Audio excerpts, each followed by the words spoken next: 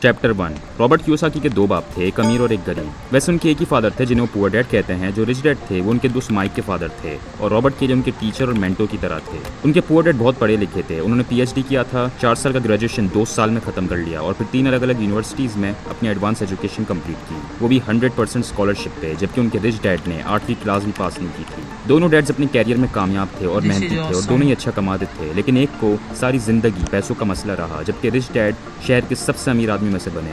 मरने के बाद एक ने अपनी फैमिली के लिए मिलियंस ऑफ डॉलर्स छोड़े, जबकि दूसरे ने अपनी फैमिली के लिए बिल्स छोड़े। ऑथर कहते हैं कि दोनों डैड्स उन्हें अलग अलग एडवाइस देते थे, जिसकी वजह से उन्हें काफ़ी मुश्किल होती थी। मसलन दोनों ही एजुकेशन को ज़रूरी समझते थे, लेकिन अलग अलग चीज़ें पढ़ते थे। उस वक्त रॉबर्ट कियोसाकी बच्चे थे और उस वक्त रिच डैड रिच नहीं बने थे और ना ही पुअर डैड गरीब थे। दोनों ही अपनी लाइफ में स्ट्रगल कर रहे थे।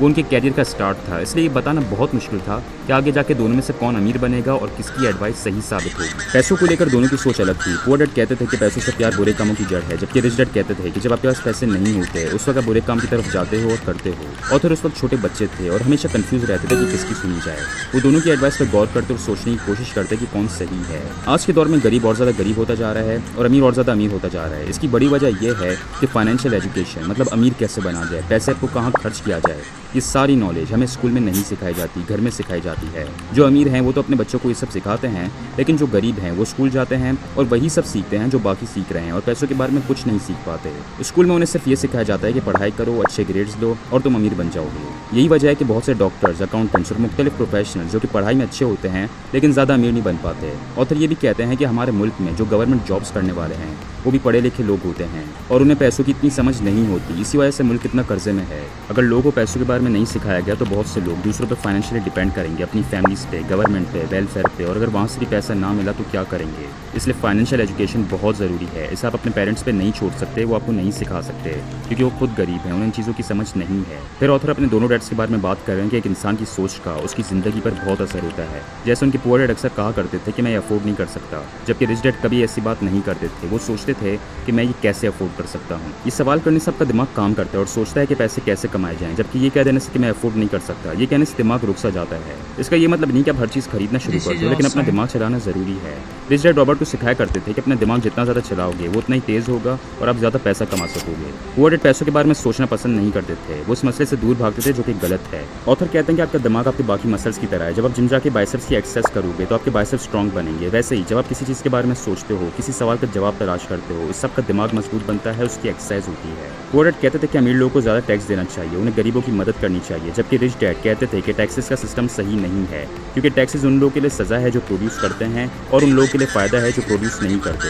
यहाँ पर रिच डैड कह रहे हैं कि जो लोग बिजनेस करते हैं या कोई भी वैल्यूएबल काम करते हैं उनके लिए एक तरह की सज़ा है क्योंकि उनसे टैक्स के नाम पर बहुत सारा पैसा लिया जाता है और फिर पूरे मुल्क पे खर्च होता है। उन लोगों की भी मदद की जाती है जो कोई काम नहीं करते, इसलिए रिच डैड को टैक्सेस नहीं पसंद। पुअर डैड कहते हैं कि पढ़ाई करो ताकि अच्छी कंपनी में जॉब मिले, जबकि रिच डैड कहते थे कि पढ़ाई करो ताकि तुम अच्छी कंपनीज बाय कर सको। पुअर डैड कहते थे कि मैं इसलिए अमीर नहीं बन सका क्योंकि मेरे पास बच्चे हैं, जिम्मेदारियां हैं, जबकि रिच डैड कहते थे कि मेरे पास बच्चे हैं इसलिए मुझे ज़रूर अमीर बनना है। खाने के टाइम रिच डैड पैसों और फाइनेंशियल एजुकेशन की बातें करते थे, जबकि पुअर डैड खाने के टाइम ऐसी कोई बात नहीं करते थे। पुअर डैड कहते थे कि हमारा घर हमारी सबसे बड़ी इन्वेस्टमेंट है, जबकि रिच डैड कहते थे कि हमारा घर एक लायबिलिटी है और अगर इस पर ज़्यादा पैसा खर्च किया तो मसला हो सकता है। इससे रिच डैड का क्या मतलब है ये आपको आगे किताब में जाके समझ आएगा। रिच डैड अपने बिल्स एंड में भरते थे, जबकि पुअर डैड बिल्स पहले पे करते थे। और रिच डैड ऐसा क्यों करते थे ये भी आपको किताब में आगे जाके समझ आएगा। पुअर डैड को retirement plans, pensions, medical benefits, इस तरह की चीज़ें पसंद थी। वो अपने अंकल की मिसाल देते थे कि कैसे उन्हें मिलिट्री से रिटायरमेंट के बाद बहुत से बेनिफिट्स मिलते हैं, जबकि रिच डैड को ये चीज़ें पसंद नहीं थी। वो कहते थे कि इससे लोग दूसरों पर फाइनेंशियली डिपेंड करते हैं।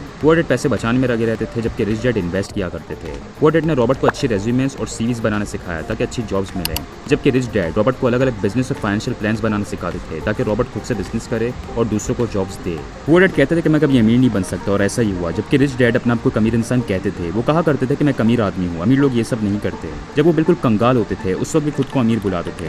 वो कहते थे कि पुअर होने में और ब्रोक होने में फ़र्क है।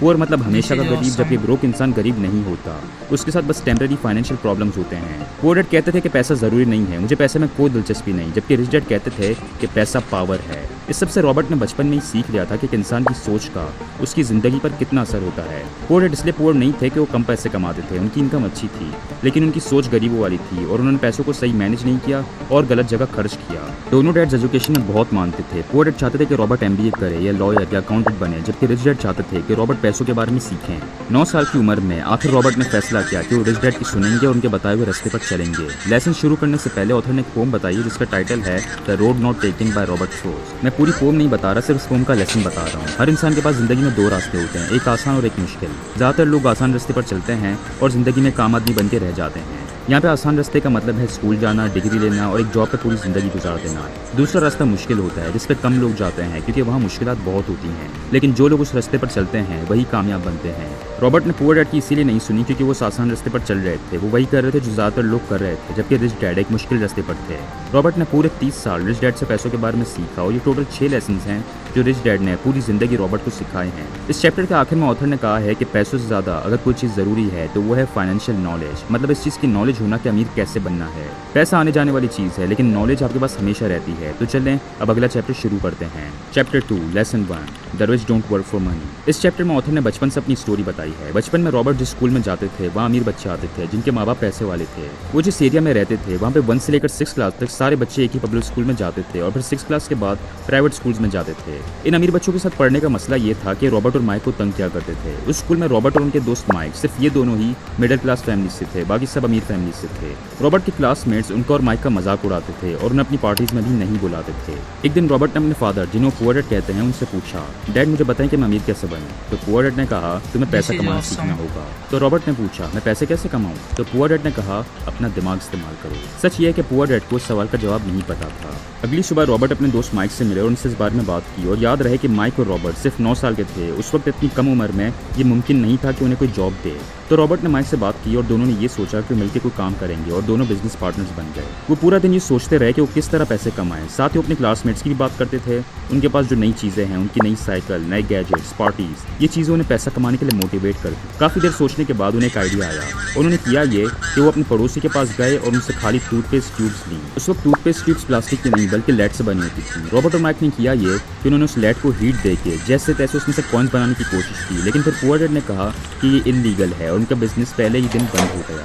रॉबर्ट और माइक बहुत दुखी हुए, लेकिन पुअर डैड ने उन्हें इनकरेज किया और कहा कि ज़्यादातर लोग सिर्फ अमीर बनने के सपने देखते हैं, लेकिन तुम दोनों ने काम भी किया। हार नहीं मानना और कोशिश में लगे रहो। कुछ दिन बाद रॉबर्ट ने अपने पुअर डैड से पूछा, डैड आप अमीर क्यों नहीं हैं? पुअर डैड ने कहा कि मैं अमीर इसलिए नहीं हूँ क्योंकि मैं एक स्कूल टीचर हूँ और हमारा काम सिर्फ पढ़ाना है। पुअर डैड ने कहा कि पैसों के मामले में रॉबर्ट की मदद नहीं कर पाएंगे क्योंकि उन्हें पैसों के बारे में नहीं पता। फिर पुअर डैड ने मशवरा दिया कि रॉबर्ट और माइक दोनों माइक के फादर के पास जाएं और पैसों के बारे में सीखें। माइक ने पूछा मेरे फादर क्यों, वो तो अमीर नहीं है। पुअर डैड ने बताया कि माइक के फादर और उनका एक ही बैंकर है और बैंकर माइक के फादर की बहुत तारीफ करता है। बैंकर कहता है कि माइक के फादर को पैसों के बारे में बहुत कुछ पता है और आगे जाके वो बहुत अमीर आदमी बनेंगे।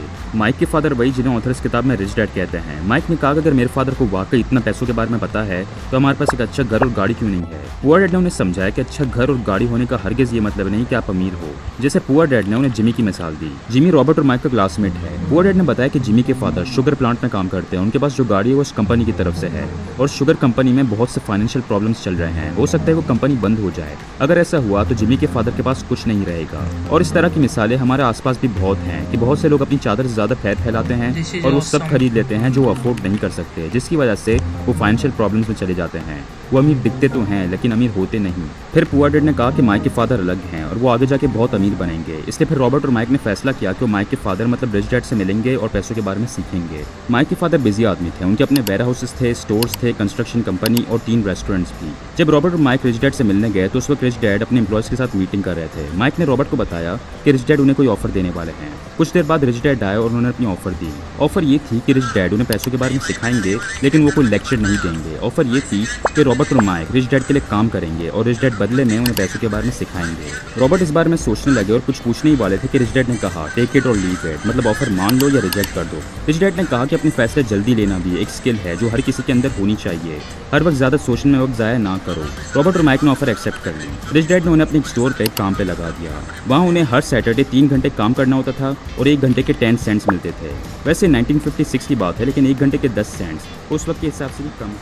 ऑथर ये पैसे कॉमिक बुक्स पे खर्च करते थे। ऑथर ने लगातार 4 हफ्ते काम किया, लेकिन इन 4 हफ्तों में रिच डैड का कोई अता पता नहीं था। सिखाना तो दूर की बात, ऑथर को वो दिखे भी नहीं। 4 हफ्ते बाद रॉबर्ट ने माइक से कहा कि वो ये काम छोड़ रहे हैं। माइक को सुन के हंसी आने लगी। रॉबर्ट ने गुस्से से कहा, तुम हंस क्यों रहे हो? तो माइक ने कहा, मेरे फादर ने मुझसे कहा था कि ये होगा और रॉबर्ट तंग आके ये जॉब छोड़ देगा, और जब ऐसा हो तो उसे मेरे पास लेकर आना। बेसिकली रिच डैड ने जान के ऐसा किया था। वो चाहते थे कि रॉबर्ट ऐसे ही काम करते रहे और तंग आके जॉब छोड़ दें, लेकिन सवाल यह है कि उन्होंने ऐसा क्यों किया, और रॉबर्ट भी यही जानना चाहते थे। अगर सिखाना नहीं था तो मना कर देते, ये सब क्यों किया? रॉबर्ट के असली फादर मतलब पुअर डैड ने उनसे कह दिया था कि रिच डैड से तुम ज्यादा पैसे मांगना, कम से कम 1 घंटे के 25 सेंट्स, वरना ये जॉब छोड़ देना। जब रॉबर्ट रिच डैड के घर पहुंचे तो वहाँ पे पौने 1 घंटे तक रॉबर्ट को इंतजार करवाया और फिर रॉबर्ट को अपने ऑफिस में बुलाया। रिच डैड ने रॉबर्ट से कहा, मुझे पता है कि तुम जॉब छोड़ने आए हो, तुम्हें ज्यादा पैसे चाहिए, वरना तुम जॉब छोड़ दोगे। रॉबर्ट ने रिच डैड से गुस्से में कहा, आपने अपना वादा पूरा नहीं किया, आप लालची हो, आप छोटे बच्चों से काम निकलवाते हो। काफी देर तक रॉबर्ट ने उन्हें बातें सुनाई, बल्कि रिच डैड को कानून की धमकियां भी दी। रिच डैड ने ये सब सुन के कहा, रॉबर्ट मैं तुम्हें सिखा तो रहा हूँ, तुम ये कैसे कह सकते हो कि मैं तुम्हें कुछ नहीं सिखा रहा? रॉबर्ट ने कहा, आपने मुझसे कभी कोई बात भी नहीं की, कुछ भी तो नहीं सिखाया आपने। रिच डैड ने कहा कि सिखाने का मतलब ये नहीं कि हम किसी को लेक्चर दें। स्कूल में तो हमें लेक्चर्स दे के पढ़ाया जाता है, लेकिन जिंदगी ऐसे नहीं सिखाती। जिंदगी में इंसान बार बार गिर के और ठोकर खा के सीखता है। इसका ये मतलब है कि जिंदगी में जो चीज आपको सिखाती है वो है आपका एक्सपीरियंस। इसीलिए कहते हैं कि इंसान का सबसे बड़ा टीचर उसका एक्सपीरियंस है। कुछ लोग उससे सीखते हैं और आगे बढ़ जाते हैं, और कुछ लोग उससे नहीं सीखते और दूसरों को ब्लेम करते हैं। जैसे मान लो इस महीने आपको जिंदगी की पहली सैलरी मिली है और अपने एक्साइटमेंट में ये सैलरी शुरू के 10 दिनों में ही खर्च कर दी और फिर पूरा महीना जैसे तैसे गुजारा। अभी जिंदगी की तरफ से आपको एक्सपीरियंस मिला है कि आपने अपने पैसे कैसे खर्च करने हैं। कुछ लोग इन एक्सपीरियंस से सीख लेते हैं और ज्यादातर दूसरों को ब्लेम करते हैं। वो कहेंगे कि यार मुझे ये कम सैलरी देते हैं, बहुत ज्यादा काम करवाते हैं, मेरे घर वाले समझते नहीं हैं, और बस दूसरों को ब्लेम करेंगे। रिच डैड ने रॉबर्ट से कहा कि रॉबर्ट, ये जो जिंदगी ने तुम्हें लेसन सिखाया है, अगर तुम ये सीख लेते हो तो तुम सारी जिंदगी खुश रहोगे, और अगर नहीं सीखे तो बाकी लोगों की तरह अपने बॉस, गवर्नमेंट, घर वाले और सबको ब्लेम करो। अब सवाल यह है कि इस पूरे एक्सपीरियंस से रिच डैड रॉबर्ट को क्या सिखाना चाहते थे। यही सवाल रिच डैड ने रॉबर्ट से भी पूछा और रॉबर्ट ने कहा कि आप एक मतलबी इंसान हो। तो रिच डैड ने कहा, देखो तुम मुझे ब्लेम कर रहे हो, तुम ये बताओ तुमने क्या सीखा है। तो रॉबर्ट ने कहा कि आप क्या चाहते हैं, मैं 1 घंटे के 10 सेंट्स रखूं और बस ऐसे ही चलता रहूं? रिच डैड रॉबर्ट को ये सिखाना चाह रहे थे, और मैं चाहता हूं कि तमाम व्यूअर्स गौर से सुने। इस पूरे एक्सपीरियंस से रिच डैड रॉबर्ट को सिखाना चाहते थे कि ज्यादातर लोग जिंदगी में फाइनेंशियली स्ट्रगल क्यों करते हैं। लोगों का मसला ये कि वो जॉब करते हैं, दिन रात मेहनत करते हैं, सैलरी आती है जो वो खर्च कर देते हैं, और बस हर महीने इसी तरह का होता है। फिर एक दिन वो अपने बॉस के पास जाते हैं और ज्यादा सैलरी की डिमांड करते हैं। उन्हें लगता है कि इससे उनके मसले हल हो जाएंगे, लेकिन ऐसा कभी होता नहीं। आप सोचेंगे कि ये क्या बात हुई। जाहिर सी बात है कि जब इंसान ज्यादा कमाएगा तो उसकी प्रॉब्लम्स कम होंगे, लेकिन प्रैक्टिकली ऐसा नहीं होता, और इसके आपको बहुत सी मिसालें मिल जाएंगी। आपने अक्सर घरों में देखा होगा कि लोगों के खर्चे बिल्कुल उनकी इनकम के साथ साथ चलते हैं। जैसे ही उनकी इनकम बढ़ती है वो अपने खर्चे बढ़ा लेते हैं। जैसे मान लो एक आदमी है समीर, जो हर महीने 1 लाख कमाता है। अब हर महीने वो कुछ पैसे घर में देगा, बीवी को शॉपिंग कराएगा, घर के बिल्स पे करेगा, बच्चों के खर्चे पूरे करेगा, और हर महीने के आखिर तक तकरीबन सारे पैसे खत्म हो जाएंगे। एक दिन उसे प्रमोशन मिलेगा और जैसे ही ये खबर घर में पहुंचेगी उसके खर्चे ऑटोमेटिकली बढ़ जाएंगे। अब वो थोड़ा और महंगा वाला फोन इस्तेमाल करेगा, उसकी वाइफ ज्यादा शॉपिंग करेगी, वो और महंगे रेस्टोरेंट में जाएगा, और दोबारा से उसके खर्चे उसकी इनकम तक पहुंच जाएंगे। इसीलिए हमारे बड़े कहते हैं कि कभी भी अपने घर में आदमी को अपनी इनकम नहीं बतानी चाहिए। हम सबकी जरूरियात एक हैं, लेकिन खर्चे अलग अलग हैं, क्योंकि हर इंसान अपनी इनकम के हिसाब से खर्च करता है। और रिच डैड रॉबर्ट को बता रहे हैं कि लोगों की सबसे बड़ी बेवकूफ़ी यही है, जैसे ही उनकी इनकम बढ़ती है वो अपने खर्चे बढ़ा लेते हैं और जिंदगी भर पैसों को लेकर टेंशन में रहते हैं। इसके अलावा रिच डैड ने एक और बात सिखाई कि जिंदगी में अपने मसलों के लिए दूसरों को ब्लेम ना करो। ये मत कहो कि मेरा बॉस कम सैलरी देता है, या मेरे पेरेंट्स ने अच्छी एजुकेशन नहीं दी, या गवर्नमेंट ने हालात खराब कर दिए। हाँ, ये बिल्कुल हो सकता है कि आपका बॉस वाकई कम सैलरी देता हो, लेकिन फिर भी उसे ब्लेम करके फायदा नहीं, क्योंकि आप कभी भी दूसरों को नहीं बदल सकते, आप सिर्फ खुद को बदल सकते हो, इसलिए खुद पे ध्यान दो। इस पूरे एक्सपीरियंस से रिच डैड ने रॉबर्ट को अमीरों का पहला लेसन सिखाया है कि पुअर और मिडिल क्लास पैसों के लिए काम करते हैं, जबकि अमीर लोग पैसों के लिए काम नहीं करते, पैसा उनके लिए काम करता है। ये उन 6 लेसन में से पहला लेसन है जो रिच डैड ने सिखाया। रिच डैड ने रॉबर्ट से कहा कि अगर तुम पैसों के लिए काम करना चाहते हो तो स्कूल में रहो, वो तुम्हें पढ़ाएंगे, जॉब दिलवाएंगे, और तुम सारी जिंदगी एक सैलरी के लिए काम करोगे। लेकिन अगर तुम्हें ये सीखना है कि पैसा तुम्हारे लिए कैसे काम कर सकता है, तो वो मैं तुम्हें सिखाऊंगा। रिच डैड ने ये भी बताया कि ज्यादातर लोग क्यों जॉब करके पैसों के लिए काम करते हैं। इसकी वजह यह है कि करना आसान है। ये बहुत ही आसान है कि आप एक जॉब ढूंढ के सारी जिंदगी वो करते रहो, लेकिन ऐसी इन्वेस्टमेंट्स क्रिएट करना या बिजनेस क्रिएट करना जहाँ पैसा आपके लिए काम करे, जहाँ आप सोते सोते कमाओ, ये बहुत मुश्किल है। इसे सीखने के लिए हिम्मत और मेहनत लगती है। रिच डैड ने रॉबर्ट को बताया कि अगर वो पैसों के लिए काम करेगा तो उसकी हालत बिल्कुल बाकी लोगों जैसी हो जाएगी। वो जिंदगी भर परेशान रहेगा, अपने बॉसेस के पीछे भागेगा, उनका वेट करेगा और सैलरी बढ़ाने का बोलेगा। रॉबर्ट को ये चीजें समझ आने लगी कि रिच डैड उसे क्या सिखा रहे हैं। रिच डैड इस चीज के खिलाफ थे कि इंसान एक जॉब और सैलरी में जिंदगी गुजार दे। वो सिखा रहे थे कि इंसान को अपना दिमाग इस्तेमाल करना चाहिए और ऐसे रास्ते ढूंढने चाहिए जिसमें पैसा आपके लिए काम करे। मतलब ये कि आप कहीं पे थोड़े से पैसे और अपना टाइम इन्वेस्ट कर दो, और फिर वो पैसे और टाइम आपको और ज्यादा पैसे कमा के दें, और आप बस बैठ के खाओ। आपको ऐसी इन्वेस्टमेंट्स बनानी चाहिए। इसकी हम आगे एग्जांपल देखेंगे कि कैसे रॉबर्ट और माइक माइक ने इस लेसन को अप्लाई किया। रिच डैड ने रॉबर्ट और माइक से कहा कि अब उन्हें 1 घंटे के 10 सेंट्स भी नहीं मिलेंगे, वो दोनों फ्री में काम करेंगे और सोचेंगे कि पैसा उनके लिए कैसे काम कर सकता है, वो ऐसा क्या कर सकते हैं जिससे उन्हें बैठे बैठे पैसे मिले। रॉबर्ट को यकीन नहीं आ रहा था कि वो फ्री में काम कर रहा है और उन्होंने ये बात अपने पुअर डैड को भी नहीं बताई थी। अगर आपको कंफ्यूजन हो रही है कि रिच डैड ने ऐसा क्यों किया, मतलब इसके पीछे लॉजिक क्या है, क्यों वो रॉबर्ट से मुफ्त में काम करवा रहे थे, तो आपको आगे जाके इस बुक में समझ आएगा कि रिच डैड ने ऐसा क्यों किया। रिच डैड से बात करने के बाद रॉबर्ट और माइक पहले की तरह स्टोर पे काम करने लगे, लेकिन इस बार मुफ्त में। एक दिन रिच डैड स्टोर पर आए और उनसे कहा कि चलो एक वॉक पे चलते हैं। वॉक करते करते रिच डैड ने उन्हें जिंदगी का एक बहुत ही इंपॉर्टेंट लेसन सिखाया। इसे सिखाने के लिए रिच डैड ने रॉबर्ट और माइक से पूछा कि क्या होगा अगर मैं तुम दोनों को 1 घंटे के 25 सेंट्स दूं। ये सुन के रॉबर्ट और माइक के अंदर एक्साइटमेंट आ गई, उनका दिल चाह रहा था कि हाँ बोल दें। फिर रिच डैड ने कहा कि चलो 1 घंटे के $1 ले लो और फिर कहा $2।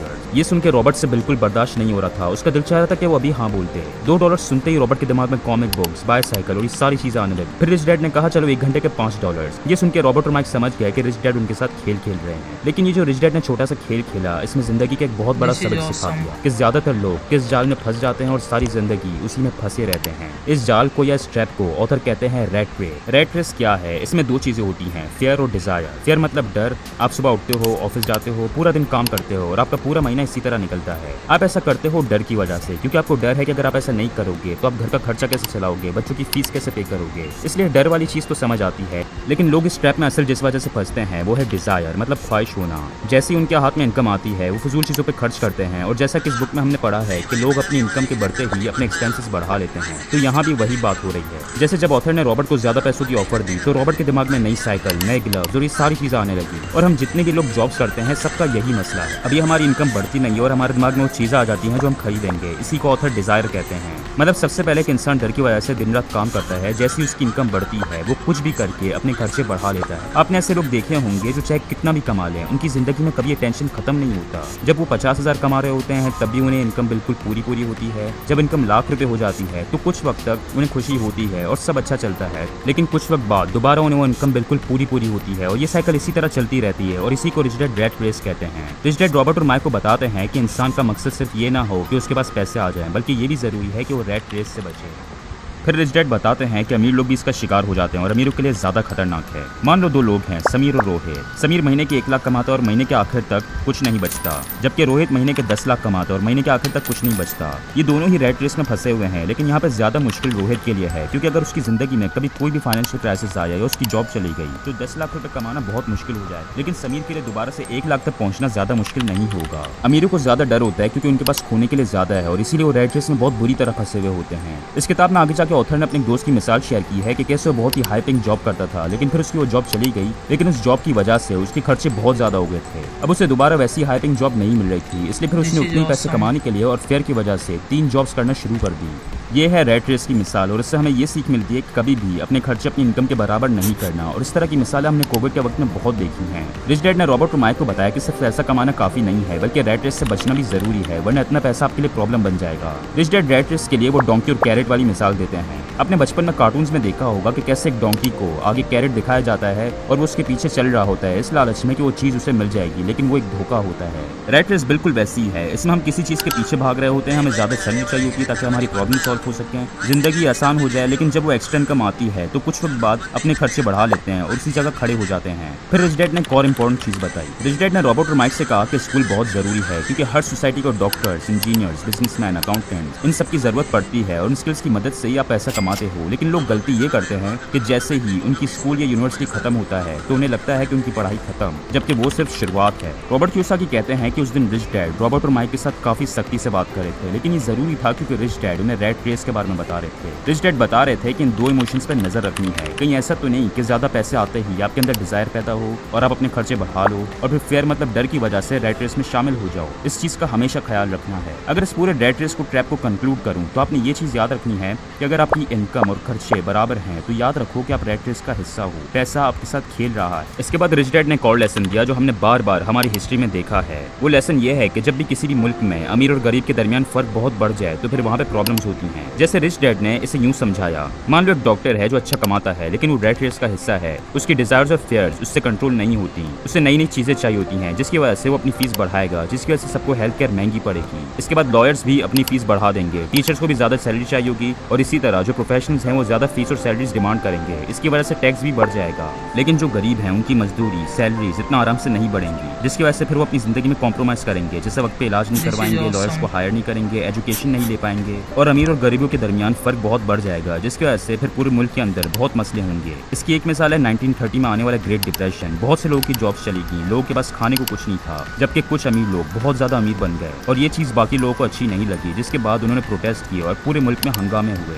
रिच डैड कहते हैं कि अगर लोगों को पैसों के बारे में नहीं सिखाया, रैट रेस के बारे में नहीं बताया तो अमेरिका में दोबारा वही हाल होगा। रिच डैड कहते हैं कि किसी भी पढ़े लिखे मुल्क में प्राइसेस बढ़ने नहीं चाहिए बल्कि कम होने चाहिए। हम हिस्ट्री की तारीख और नाम तो याद रखते हैं लेकिन उनमें जो सबक होते हैं उसे भूल जाते हैं। रिच डैड रॉबर्ट को ये भी बताते हैं कि बिजनेस स्कूल जैसे जो MBAs कराते हैं उनमें स्टूडेंट्स को कॉस्ट कटिंग के बारे में बताया जाता है कि कैसे बिजनेस के खर्चे कम होते हैं, प्रॉफिट बढ़ाना है। रिच डैड कहते हैं कि जरूरी है लेकिन बिजनेस में सिर्फ ये काफी नहीं होता। अगर मैं रिच डैड की स्कूल और यूनिवर्सिटीज की बात को समराइज करूं तो वो ये है, हमारे यहाँ जो स्कूल्स और यूनिवर्सिटीज में सिखाया जाता है, जो स्किल्स हम सीखते हैं वो जरूरी है लेकिन वो कंप्लीट नहीं है। इसके अलावा और भी बहुत सी इंपॉर्टेंट चीजें हैं जो हमें नहीं सिखाई जाती, स्पेशली पैसों से रिलेटेड। इसके अलावा रिच डैड रॉबर्ट और माइक को पेपर करेंसी के बारे में बता रहे हैं जो आज के टाइम में फॉलो हो रही है। पहले अमेरिका में गोल्ड स्टैंडर्ड चलता था और पूरी दुनिया में यही होता था, लोग अपना गोल्ड या सिल्वर यूज करके चीजें खरीदते और बेचते थे। लेकिन फिर अमेरिका में गोल्ड स्टैंडर्ड आया और फिर आहिस्ता आहिस्ता ये पेपर मनी वाले सिस्टम आ गया जिसने लोगों को गुलाम बना के रख दिया है। ये पेपर मनी क्या है, इसने हमारी सोसाइटी को कैसे तबाह किया, ये सब एक अलग डिस्कशन है। लेकिन अभी के लिए सिर्फ इतना जान लो कि आज के टाइम पे हम जो करेंसीज यूज करते हैं जैसे रुपीज, डॉलर्स, पाउंड्स, ये सब गवर्नमेंट ही प्रिंट करती है अपने हिसाब से। वो कभी ज्यादा तो कभी कम प्रिंट करती है और पैसों की वैल्यू कम होती जा रही है। इन शॉर्ट अगर आसान अल्फाज में कहूँ तो ये वो टाइम है जब पैसों से रिलेटेड नॉलेज बहुत ही जरूरी है, वरना आप कभी वेल्दी नहीं बन पाओगे।